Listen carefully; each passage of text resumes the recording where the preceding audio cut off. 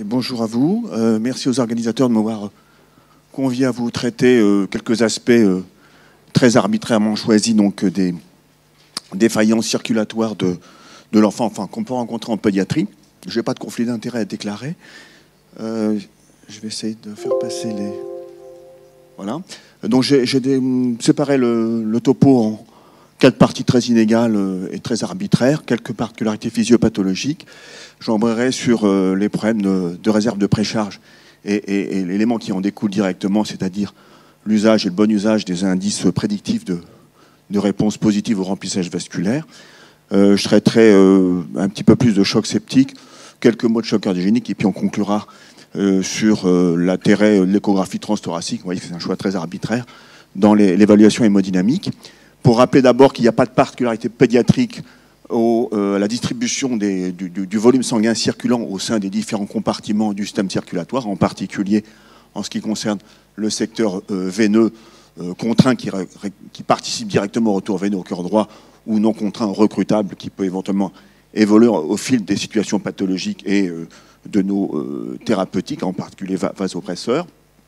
Par contre, je vous rappelle, c'est en marge du sujet que les variations de contenu hydrique au niveau corporel sont considérables entre la période postnatale et l'adolescence, si je puis dire, puisque le nouveau-né, il est constitué à peu près de 80% d'eau, essentiellement extracellulaire, alors que l'adolescent ou nous-mêmes sommes constitués d'un peu plus de 50% d'eau. Le point important, à vrai dire, qu'il faut garder dans la gestion de la balance hydrique de nos patients, en particulier quand les pertes non prévisibles sont importantes, c'est que le turnover hydrique quotidien est 4 à 5 fois supérieur chez le nouveau-né, le petit nourrisson, par rapport au grand enfant.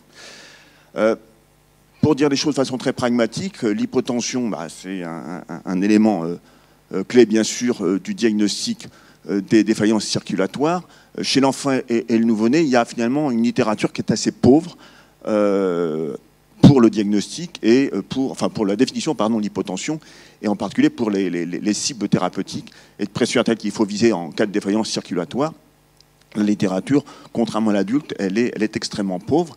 Il est d'usage de considérer que l'hypotension, c'est une pression artérielle systolique ou moyenne inférieure au 5e percentile attendu pour les caractéristiques morphologiques de votre patient, hein, éveillé bien évidemment, avec un baroréflexe qui est préservé, et tant pour bien sûr le choc traumatique et le polytraumatisme, mais également pour les chocs septiques. La plupart des guidelines ces 15 dernières années se sont référés aux normes qui sont régulièrement réactualisées par la Brain Trauma Foundation sur la base essentiellement des grandes databases américaines. Et donc chez l'enfant éveillé, hein, je vous rappelle que dans les 10 premières années de vie, mis à part la première année, la pression artérielle systolique minimale syndicale, si je puis dire, à obtenir, c'est 70 plus 2 fois l'âge. Ce n'est pas un objectif thérapeutique en soi. Hein. Dans le choc septique, par exemple, il faudra éventuellement titrer et personnaliser le target de pression artérielle systolique ou moyenne en fonction d'autres paramètres que sont les stigmates de perfusion, la durèse, la cinétique de décroissance des laxates, etc. Alors, la pression artérielle moyenne, vous le savez, mais je le rappelle, ça va mieux en le disant, n'est absolument pas corrélée au débit cardiaque chez l'enfant, chez l'adulte non plus, et chez le nouveau-né, une étude parmi tant beaucoup d'autres montre que c'est effectivement pas du tout le cas. Plus intéressant, c'est que le seuil d'autorégulation cérébrale qui est dépendant de la pression artérielle moyenne, il est très dépendant de l'âge, et donc je me permets, comme non-anesthésiste, de citer un beau papier donc, sur l'impact de l'anesthésie inhalatoire sur la perfusion cérébrale en particulier. Hein. Et vous voyez que dans ce papier de Rondali paru dans Pediatric Anesthesia, si les effets hémodynamiques de l'induction inhalatoire sur la chute de pression artérielle avant ou après 6 mois sont comparables, à savoir une baisse significative du niveau de pression artérielle après l'induction anesthésique, par contre, le retentissement sur l'hémodynamique cérébrale est très différent. Et vous voyez que c'est surtout dans le sous-groupe des nourrissons de moins de 6 mois que l'on observe une chute significative de la vélocité cérébrale moyenne, qui est assez bien corrélée au débit sanguin cérébral brut, alors que ce qui n'est pas observé chez l'enfant plus âgé. Et de ce fait, effectivement, il faut une baisse de pression artérielle moyenne de simplement 20% pour voir le débit sanguin cérébral chuter chez le petit de moins de 6 mois, avec un seuil qui tourne autour de 40 mm de mercure, alors que ce seuil il est plus élevé chez l'enfant plus âgé. Il faut au moins une chute de pression artérielle moyenne plus importante pour voir le débit sanguin cérébral baisser. Alors, les conséquences physiologiques de l'hémorragie ou une spoliation aiguë chez le patient vigile, alors c'est bien sûr pas l'enfant ici, c'est une étude clinique animale, un modèle de choc hémorragique calibré. On voit bien que, encore une fois, la pression artérielle moyenne n'est pas le reflet du débit cardiaque ni de la volémie.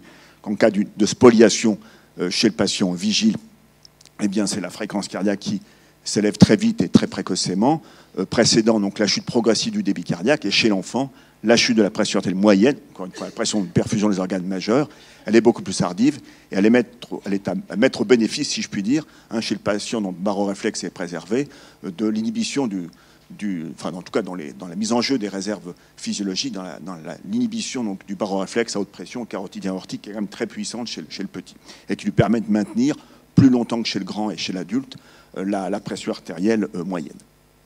Alors pour changer de sujet, quelles sont les caractéristiques biomécaniques, si je puis dire, du cœur de l'enfant? Si on oppose de façon caricaturale le cœur néonatal et le cœur adulte, vous voyez, donc, si on superpose la courbe pression-volume du ventricule gauche, un débit systémique du ventricule droit, débit pulmonaire, chez le nouveau-né à gauche, indemne de cardiopathie bien sûr, et chez l'adulte ou le grand enfant à droite, vous voyez que le comportement biomécanique en particulier du ventricule droit, il est assez différent. La courbe d'élastance télédiastolique est assez proche de celle du ventricule gauche, de même que sa courbe de compliance. Et donc, ces différences dans le comportement mécanique du ventricule droit et du ventricule gauche aussi, donc chez le nouveau-né, elles s'expliquent par un certain nombre de choses. Elles s'expliquent essentiellement par son passé immédiat. On peut prédire l'avenir quand on connaît le passé. Et le passé du nouveau-né, c'est quoi? C'est la vie fœtale.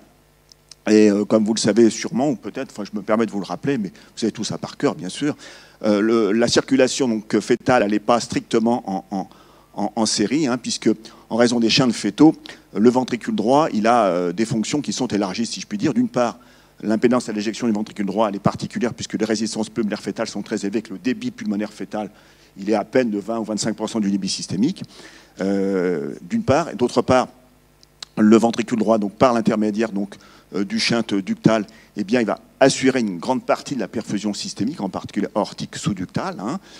Et enfin, il assure une partie de la précharge du ventricule gauche, qui du coup n'est pas préchargé par le retour veineux pulmonaire, qui est très faible. Donc du coup, le ventricule droit dans l'affaire, il a un rôle fondamental chez le nouveau-né. Donc du coup, chez le fœtus, pardon, donc il a des particularités mécaniques qui sont particulières, et qui donc persistent quelques jours à quelques semaines après la naissance. Et en ce qui concerne le ventricule gauche, par exemple, eh bien, on a dit qu'il était en partie préchargé par le cœur droit.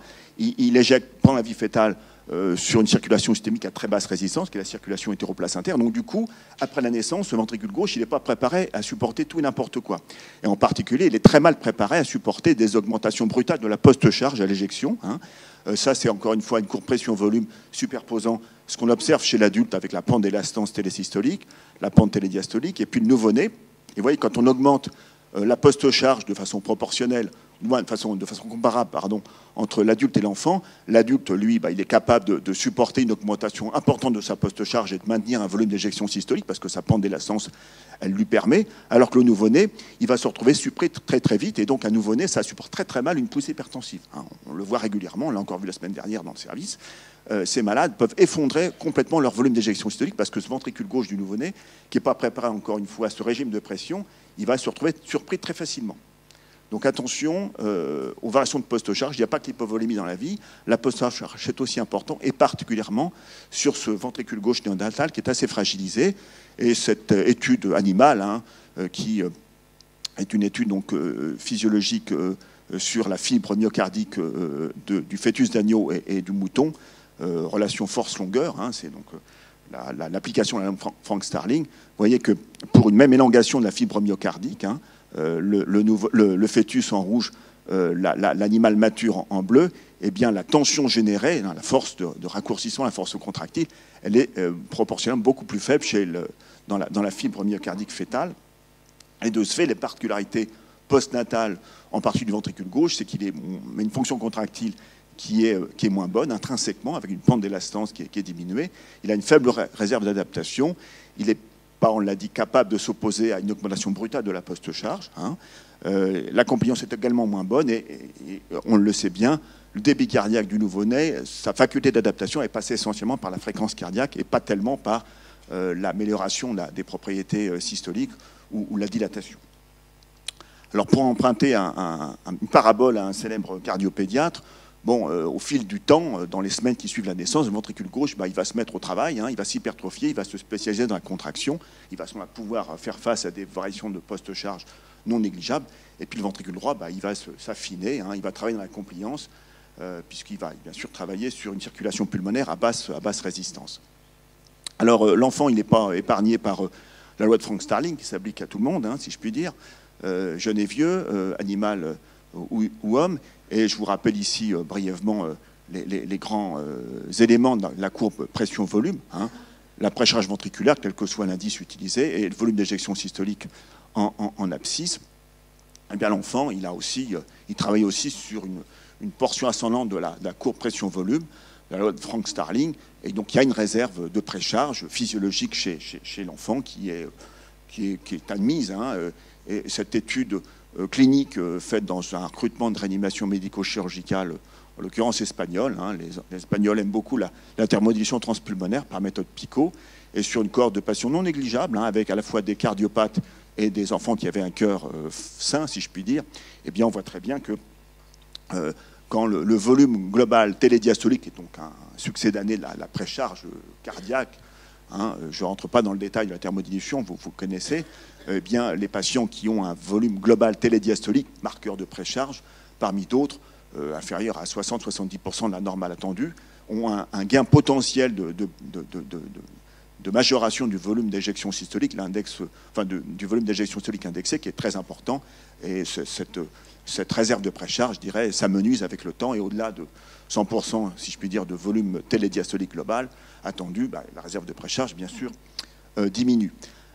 Ça permet donc d'embrayer sur cette courbe de Frank Starling sur les indices dynamiques prédictifs ou non de bonnes réponses au remplissage vasculaire qui, comme vous le savez, repose essentiellement sur les interactions cardio-pulmonaires, si on exclut peut-être le lever de jambe passif. Et donc, encore une fois, je vous rappelle que ces indices reposent tous sur le même principe, hein. On fait varier de façon aiguë et réversible les conditions de charge de la cavité ventriculaire ou de la cavité cardiaque, et on juge éventuellement du bénéfice ou pas en termes de gain de débit cardiaque. La variabilité respiratoire, la pression artérielle, impulsée ou systolique, ou la variabilité du flux aortique font partie donc des indices emblématiques de réserve de précharge chez l'adulte. Il y en a d'autres, hein, je ne vais pas les détailler. Ils existent chez l'enfant.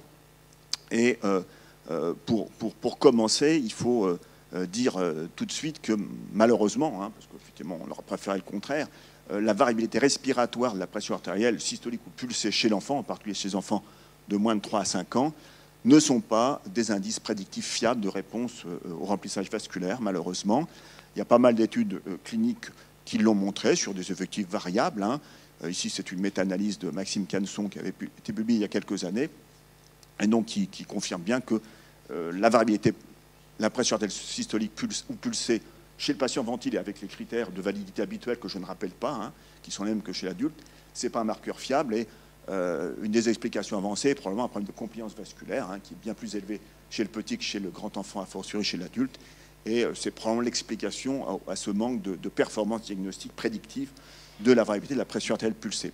Ce n'est pas le cas pour d'autres indices, fort heureusement. Et ici, là aussi, toujours tiré d'une méta-analyse de Canson, les indices qui sont, eux, validés, même si le niveau de preuve est quand même moins important que chez l'adulte, c'est principalement la variabilité respiratoire chez malade intubé ventilé du pic de vélocité aortique, hein, quels que soient les modes de mesure, à un moindre degré de l'intégrale temps-vitesse ou du volume d'éjection systolique, et puis il y a peu de papiers sur la variabilité respiratoire du diamètre de la veine cave, a fortiori de la méthode de lever de jambe passive.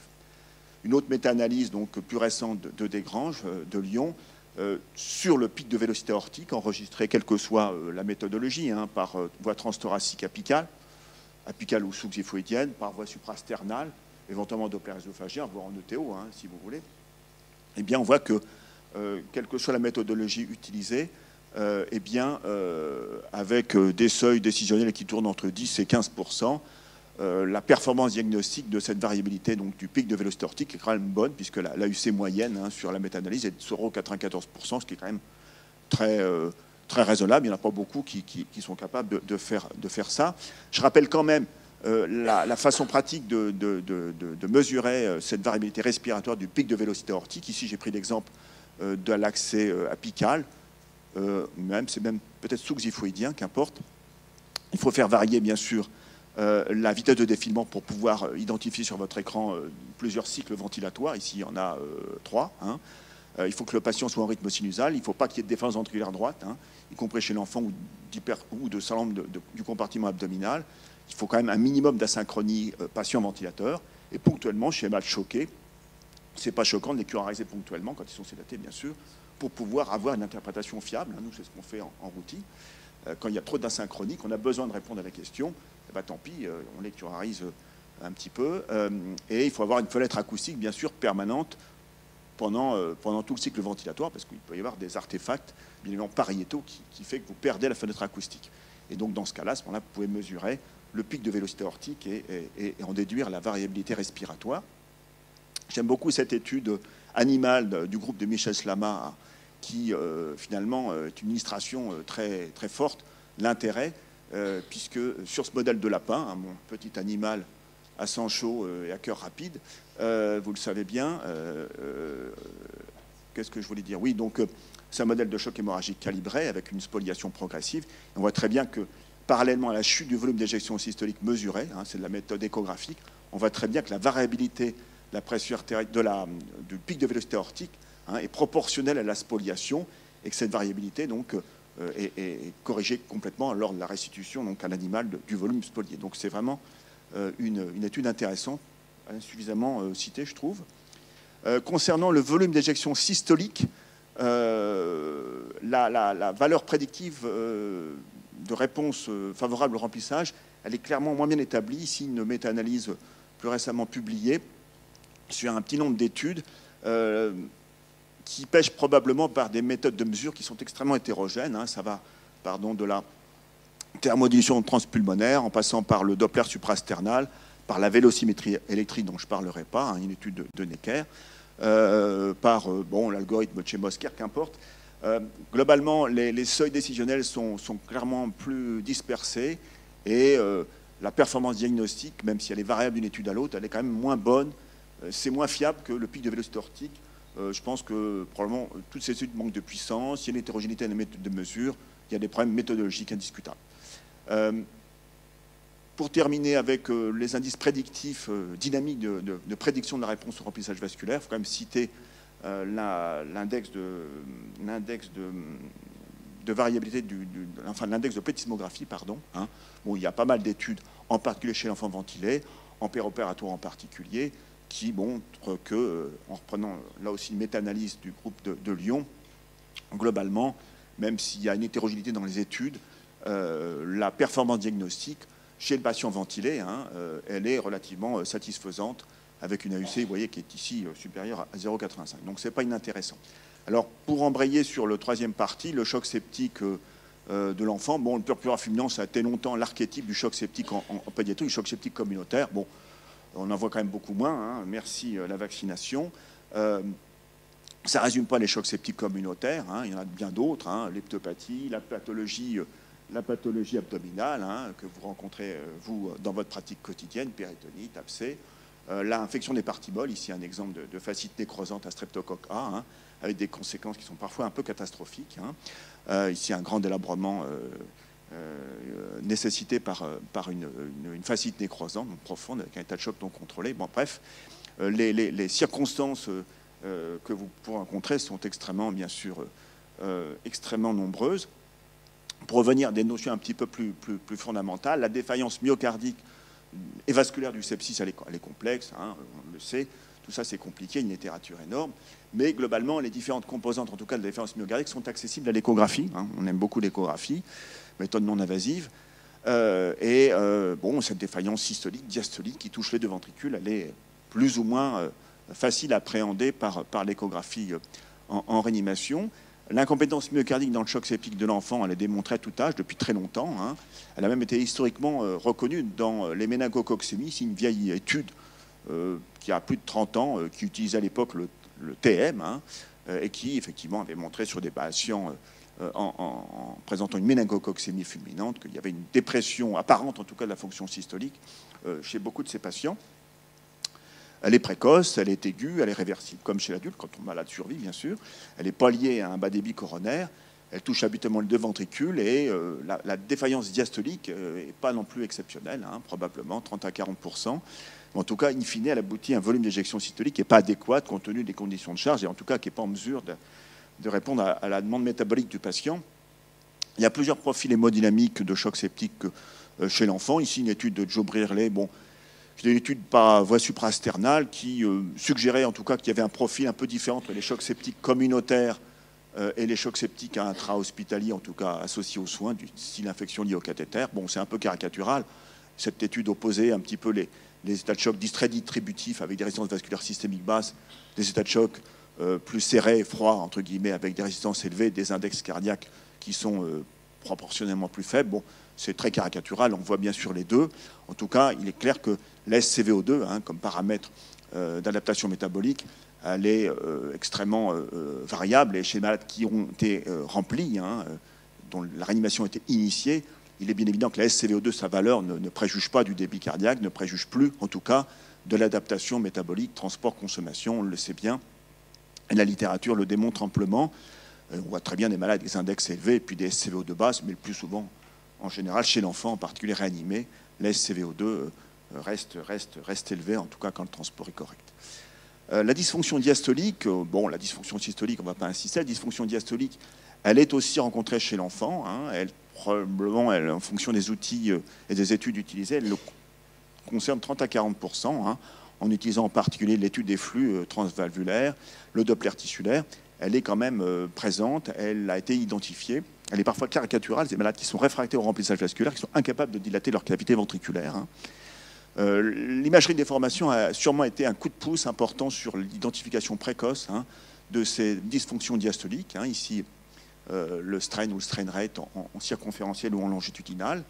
Et une étude parmi d'autres, hein, pédiatrique, parue il y a quelques années dans PCCM, qui montre bien qu'une fois réanimé, le profil systolique des patients par rapport au contrôle, enfin des septiques par rapport au contrôle, vous voyez, sur la fraction d'éjection ou sur la fraction de raccourcissement, ne s'oppose pas de façon très significative, une fois réanimation débutée. Hein, alors que le pourcentage de déformation, qu'il soit circonférentiel ou longitudinal, reste très inférieur et de façon significative dans le sous-groupe des patients en choc septique par rapport au groupe contrôle. Donc cette dysfonction diastolique, dont l'impact pronostique et thérapeutique n'est pas établi, hein, c'est une réalité. C'est une réalité. Ici, un exemple échographique sur un choc septique, avant remplissage, après remplissage. Vous voyez un malade tachycarde avec une fusion des ondes EEA, donc sur l'étude du flux mitral, le Doppler tissulaire correspondant sur la partie latérale de l'anneau mitral, la variabilité du flux aortique par voie transthoracique ou sous-xiphoïdienne, la variabilité, donc l'index de distensibilité de la veine cave inférieure sur un malade intubé ventilé, et puis après remplissage, qu'est-ce qui se passe? La tachycardie donc s'abande un petit peu, le profil mitral s'inverse. Au passage, l'onde E du Doppler tissulaire augmente, qui bat un petit peu en brèche le concept que le Doppler tissulaire serait indépendant des conditions de charge, c'est faux. La variabilité respiratoire du flux et de la veine cave s'estompe. Alors, est-ce que l'échographie dans la gestion hémodynamique des patients en choc septique, dans le cas d'une gestion protocolisée, est-ce que c'est intéressant chez l'enfant? Il y a très peu de données adultes. Hein. Il y a une grosse étude de Philippe Vignon qui est parue l'année dernière dans le CHES, qui est très intéressante, que vous connaissez peut-être. Comparant donc thermodynamique transpulmonaire et ETO, il n'y a qu'une étude pédiatrique qui a focalisé donc l'intérêt dans la gestion hémodynamique protocolisée, hein, et randomisée avec des objectifs préétablis sur des paramètres éco-guidés avec une réponse thérapeutique préétablie. Une étude donc qui effectivement suggère sur des chocs septiques avec 90 malades que la vitesse de réversion du choc est significativement plus réduite quand on utilise l'échographie transthoracique avec des objectifs préétablis. Encore une fois, ils avaient utilisé dans l'étude la FEVG comme paramètre de fonction systolique apparent et la variabilité de veine cave inférieure. C'est plus rapide, ça n'impacte pas le pronostic, mais l'étude n'était pas dimensionnée pour ça, et la durée de séjour en soins intensifs semble réduite. Donc, probablement intéressant. Après, je vais aller vite sur la gestion du choc septique. Les guidelines sont nombreux, ils évoluent, sont réactualisés au fil du temps. Malheureusement, les guidelines pédiatriques, que ce soit dans le cadre de la Surviving Sepsis Campaign ou de la Société américaine de soins intensifs, pédiatriques sont supportés par des niveaux d'évidence qui sont quand même bien plus modestes. Il y a beaucoup d'opinions d'experts, ils sont discutables. Le dernier publié, d'ailleurs, après plusieurs années de palabres, montre bien qu'il n'y avait pas d'accord au niveau des sociétés savantes concernées. Il est très complexe, il continue donc à reposer sur une dichotomie artificielle entre choc froid, choc chaud. Il est assez peu opérant et il est globalement considéré comme obsolète, en tout cas par les Européens. Et on attend avec impatience le pendant pédiatrique de la Surviving Sepsis Campaign, donc, qui est en cours de discussion cette année, qui va être publié début 2020. Hein. La Surviving Adulte a été publiée en 2016, vous le savez. Hein, elle a rebattu en brèche les critères diagnostiques et la gestion thérapeutique. Et je pense vraisemblablement que la SSCM, enfin la SSC pédiatrique, endorsée également par la Société européenne de soins intensifs, va être très proche, en tout cas, des recommandations adultes. En tout cas, on l'espère.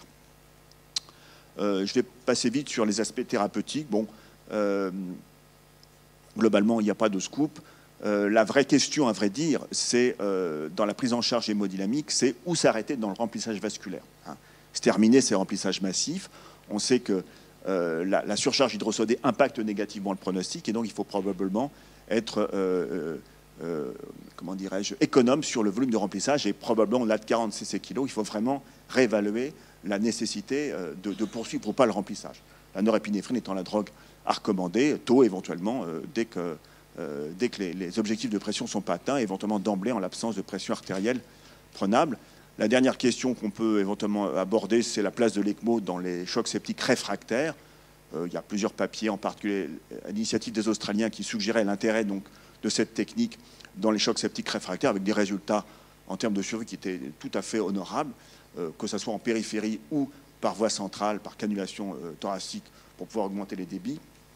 Le vrai problème est de savoir identifier tôt un choc septique réfractaire au traitement conventionnel, et ça, c'est pas évident, il n'y a pas de données claires. Il y a une étude rétrospective qui s'est intéressée à un score de choc septique réfractaire, simple, en tout cas reposant sur l'index de vasopresseurs, donc la quantité de vasopresseurs utilisés schématiquement, sur le taux de lactate et sur une dysfonction systolique échographique.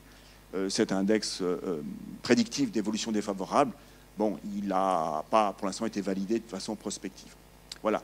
Choc cardiogénique, 2 mots pour dire que la liste des chocs cardiogéniques, enfin les causes, est très longue chez l'enfant, hein, de la défaillance de la fonction pompe, myocardique, cardiomyopathie dilatée, les cardiopathies rythmiques, les causes toxiques, ischémiques, post-CEC finalement, qui sont légion en post-chirurgie cardiaque. La liste est longue. Les chocs obstructifs ne sont pas non plus exceptionnels. Le vrai problème, à vrai dire, dans le choc cardiogénique de l'enfance, c'est d'identifier tôt le choc cardiogénique. Et la caricature, c'est la myocardite de l'enfant. Globalement, il y a une errance diagnostique, un retard diagnostique qui est malheureusement fréquent. Hein. Et pour ne parler que de l'anesthésie pédiatrique, puisque c'est ce qui nous concerne ici, le scénario, je dirais, traditionnel, hein, en particulier chez le nourrisson, c'est la laparotomie exploratrice pour suspicion de syndrome appendicuaire qui tombe sur, finalement, et qui va révéler une cardiomyopathie aiguë ou myocardite, parce que beaucoup de ces nourrissons, malheureusement, présentent des signes trompeurs, en particulier le signe de bas débit cardiaque chez le nourrisson. Ce n'est pas que la défaillance circulatoire, c'est souvent des douleurs abdominales, hein, c'est une pâleur, et qui peuvent bien sûr faire erreur diagnostique. Et on a régulièrement des malades qui sont transférés en réanimation pour état de choc cardiogénique identifiés ou déclenchés en péropératoire sur induction anesthésique. Les signes de congestion cardiaque, chez le nourrisson, ça se résume essentiellement à une détresse respiratoire peu spécifique. Ils ont rarement un tableau clinique typique d'œdème pulmonaire hydrostatique. Et donc le vrai problème, in fine, c'est bon, au-delà de la prise en charge symptomatique du choc cardiogénique, qui a fait l'objet de recommandations d'experts il y a moins de 2 ans, bon, qui, sans entrer dans le détail, positionnent comme inotrope de première ligne la dobutamine, hein, comme chez l'adulte, et comme vasopresseur de première ligne en cas d'hypotension artérielle persistante, la norépinéphrine, hein, donc il n'y a pas de différence fondamentale par rapport à l'adulte. Le vrai problème dans le choc cardiogénique, c'est bien sûr de positionner l'ECMO quand les choses évoluent défavorablement, mais on n'en parlera pas, ce n'est pas le sujet du jour. Et je finirai donc avec cette plaque-là pour proposer un algorithme qui repose sur l'usage de la échographie transthoracique, hein, c'est très arbitraire, en cas de défaillance circulatoire d'étiologie non évidente, On peut proposer une échographie de débrouillage. Soit vous avez des signes hypovolémiques évidents sur des indices statiques, hein, comme une surface télésystolique du ventricule gauche, par exemple, virtuelle. Hein, on compare ça à le petit axe. Les piliers donc se touchent. Et à ce moment-là, bien sûr, le malade appelle un remplissage et une réévaluation. En l'absence de paramètres caricaturaux d'hypovolémie, à ce moment-là, il faut évaluer la fonction systolique apparente. Elle est normale. On va se porter sur les indices prédictifs, essentiellement la variabilité respiratoire du flux aortique, éventuellement de la veine cave inférieure, ou l'index de plétismographie, et remplir le malade quand la prédiction de réponse au remplissage est favorable. Et dans le cas contraire, on va porter le choix sur les vasopresseurs et les inotropes et révéler tout ça. Voilà. Je vous remercie. Est-ce que vous avez des questions ?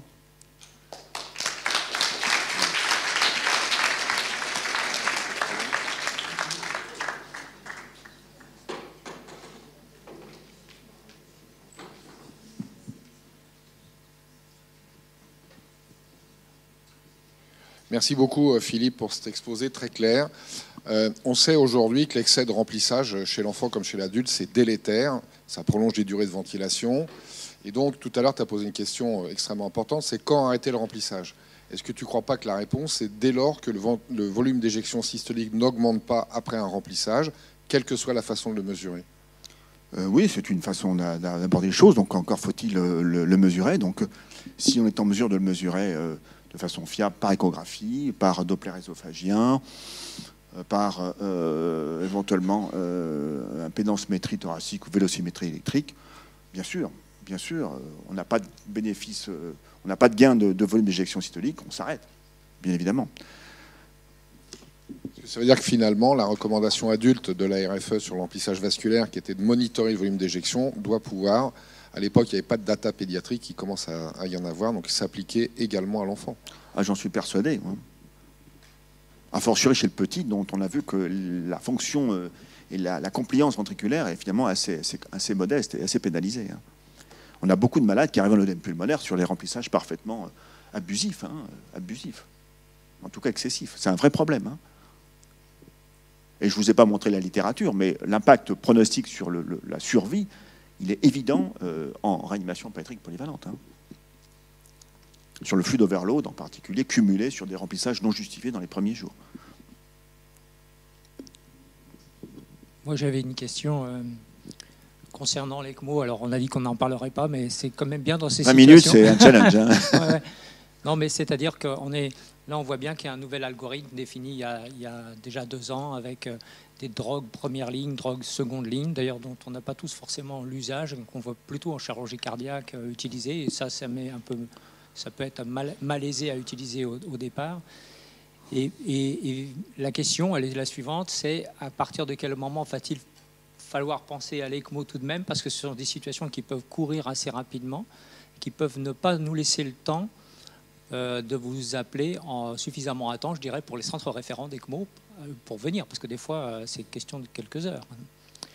Oui, la question, c'est est-ce qu'il faut se mettre en contact très rapidement après avoir mis en condition un enfant et lui proposer, par exemple, une deuxième ligne de traitement qui ne fait pas sa preuve, parce que les choses peuvent aller très, très vite. Enfin, je pense particulier à cette situation que vous avez évoquée tout de suite là sur la grippe, parce que nous on a vécu la même chose, grippe, douleur intestinale, traînante, 4 jours, 5 jours. Grippe ou tout autre virus. Tout autre virus, mais là c'était la grippe. Et quand on s'aperçoit que c'est bien le myocarde qui est responsable de tout ça, il est déjà quasi trop tard. On n'a pas le temps de... Ça peut arriver dans n'importe quel centre. Donc la question c'est... on voit bien d'ailleurs dans les algorithmes qu'il y a au départ, on a les 60 minutes, puis après on a une espèce de flou temporel parce qu'effectivement on ne sait pas répondre à cette question-là. Et la question que je vais vous poser, c'est à partir de quand est-ce qu'on check ensemble avec les centres référents d'ECMO, au début, pas au début, voyez? Alors pour le choc septique réfractaire, c'est différent. C'est différent. Moi, je pense que dès qu'on n'est pas en mesure de réverser la cinétique de décroissance des lactates, dès lors que la pression artérielle n'est plus maintenue malgré des doses rapidement croissantes de vasopresseurs. Alors, norépinéphrine, si on veut, on peut ajouter la vasopressine, hein, ça fait partie encore des guidelines. On peut discuter effectivement l'ECMO, si par ailleurs le contexte général le permet. C'est quand même des situations, je pense, pour le choc septique réfractaire qui sont rares. Alors, je ne vais pas rentrer dans le détail, mais en réalité, les doses de vasopresseurs utilisées dans les études, par exemple, de McLaren, sont quand même tout à fait modestes. Pourquoi? Parce que c'est des gens qui ont une culture de la chirurgie cardiaque. Or, le choc cardiogénique et le choc cardiogénique post-CEC, ça n'a rien à voir avec le choc septique. Ça ne sert à rien d'escalader les vasopresseurs en post-CEC. On sait très bien qu'un myocarde qui est en plein stynie, qui sort d'une CEC, de toute façon, il ne répondra pas à 10 mg d'adrénaline ou de noradrénaline. Ça ne sert à rien de monter. Donc, il faut très vite aller à l'assistance. Dans le choc septique, c'est différent. Ces malades qui peuvent éventuellement relever de 5, 10, 15 mg de noradrénaline, ce n'est pas un souci. Donc, il ne faut pas probablement...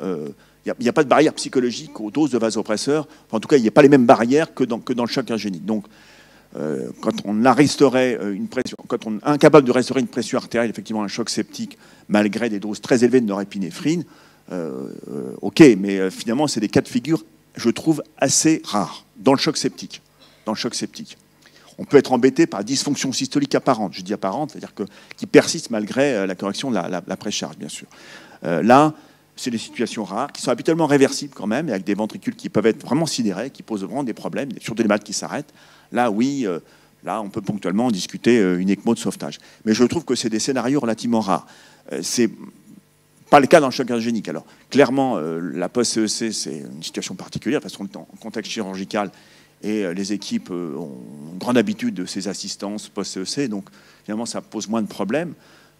Quand le syndrome de bas débit post-CEC apparaît, on sait très bien qu'une fois qu'on a rouvert le sternum, il n'y a pas tellement d'alternatives, hein, sauf quand il y a une lésion résiduelle, à l'assistance ou la remise en ECMO. Mais pour le choc cardiogénique médical, je dirais, la myocardite, on peut, à mon avis, assez vite fixer. C'est-à-dire que si le malade ne restaure pas rapidement une pression artérielle, ne voit pas sa cinétique de lactate décroître et sa diurèse reprendre, a fortiori avec un ventricule gauche qui reste arrêté sur les données échographiques, hein, qui tourne sur lui-même, qui ne s'épaissit pas et qui ne fait pas le job, avec du bas débit spontané, du contraste spontané, du bas débit aortique qui persiste, des lactates qui continuent à monter, une diurèse qui ne reprend pas, et un ventricule gauche arrêté. Je pense que là, effectivement, il est largement temps.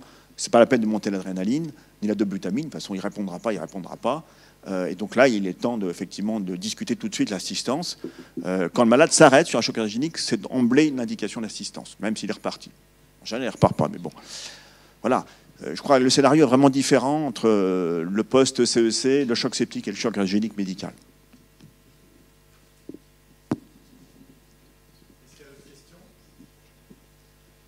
Une petite question concernant la balance vasopresseur-remplissage. Pour, j'ai envie de dire, des situations simples de blocs courts, on ne se pose pas la question. Mais pour des blocs, je sais que des collègues ont malheureusement des blocs de plusieurs heures pour des enfants, on va rapidement se poser la question de savoir quand introduire les vasopresseurs et quand, du coup, diminuer un petit peu les apports pour avoir une balance hydrique qui ne soit pas non plus trop défavorable pour l'enfant. En pratique, qu'est-ce que vous pourriez conseiller pour optimiser au mieux, en termes de balance, vasoconstricteur, remplissage, ces enfants et en termes de monitorage ou en termes de titration de remplissage ou d'introduction de vasopresseurs, quels conseils vous pourriez apporter? La balance, malheureusement, c'est pas une pesée de pharmacien, donc c'est compliqué. Mais je rappelle quand même que les vasopresseurs impactent directement le volume contraint. Hein. En soi, en effet de remplissage interne, ça a été parfaitement montré, en particulier chez l'adulte, par l'équipe de Xavier Monet sur l'effet remplissage, entre guillemets, donc de la norépinéphrine et sur sa participation sur le volume contraint, sur le volume de retour qui revient. Donc ça, il y a un effet remplissage évident de la norépinéphrine. Moi, je conseille de l'introduire tôt. Il y a un effet évident d'épargne du remplissage vasculaire. Après, la question est de savoir quand et jusqu'où s'arrêter. Je n'ai pas la réponse à la question. Les outils de monitorage peuvent effectivement aider sur le débit, quand on peut l'évaluer directement et indirectement, le Doppler œsophagien, la courbe de Kapno. Mais après, la norépinéphrine ne se contente pas de restaurer la pression artérielle, hein, elle monte aussi le débit cardiaque. Hein. D'une part parce qu'il y a un effet quand même bêta, bêta 1 qui est présent, d'une part. D'autre part, effectivement, elle augmente le retour veineux au cœur droit par l'augmentation du volume contraint. Donc, du coup, elle joue sur les deux secteurs. Elle est capable d'impacter positivement le débit cardiaque. Donc, c'est pour ça que quand l'introduire, à partir de quel seuil de remplissage, moi, je n'ai pas la réponse à la question. Je dirais tôt. Nous, nos anesthésistes, en tout cas dans notre hôpital, notre département, l'introduisent très, très tôt, en péropératoire, même sur les malades qui ne posent pas de problème. Alors, effectivement, on va avoir une pression sanglante. Nous, en réanimation, on l'utilise aussi très, très tôt. On peut très bien faire marche arrière et se donner le temps de la réévaluation. Mais je pense que, alors, mis à part l'hypovolémie extériorisée évidente, mais où là, le contexte est différent, je pense que sur les malades qui sont vasoplégiques, ouverts pour différentes raisons, septiques, médicamenteuses, il faut introduire les vasopresseurs tôt. Il vaut mieux introduire tôt et l'arrêter tôt que de l'introduire tard et puis de courir après. Voilà. Alors, juste une petite question complémentaire. Introduire la noradré chez un enfant potentiellement un petit peu vide et donc tachycarde, est-ce que l'effet bêta, n'impacterait pas de façon délétère sur une augmentation trop importante de la fréquence cardiaque? C'est sûr. Bon, alors, il y a quand même peu d'effets chronotropes pour la norépinéphrine, j'entends. Pour la noradrénaline, c'est pas vrai pour l'adrénaline. Donc, on a quand même peu d'effets chronotropes. Donc, on impacte peu la réduction du temps de diastole, quand même franchement délétère chez le petit. Oui, effectivement, on peut être un petit peu délétère. Mais à mon avis, on est surtout délétère quand on commence à voir les pressions artérielles monter. Là, en plus, on accélère un peu le cœur, mais en plus, on lui impose une post-charge inadéquate. Et là, ça peut poser problème. L'idéal, c'est effectivement de pouvoir monitorer, quand ça ne va pas, le débit avec les outils dont on dispose. Alors, pour le péropératoire, ça reposera principalement sur le Doppler œsophagien, me semble-t-il.